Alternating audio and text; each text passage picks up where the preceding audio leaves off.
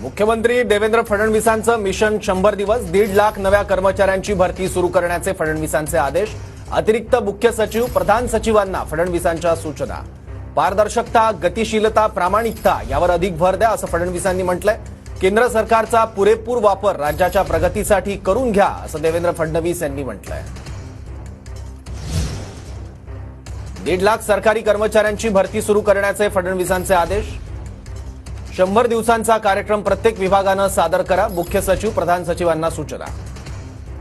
आपलं सरकार पोर्टल पुन्हा नव्याने पूर्ण क्षमतेने चालवा।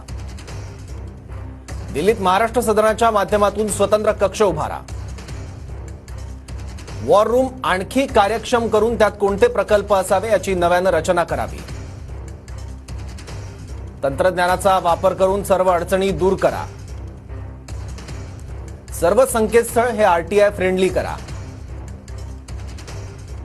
कर्मचाऱ्यांचं प्रशिक्षण तातडीने घेऊन त्यांना त्यांच्या जिल्ह्यात पदस्थापना द्या।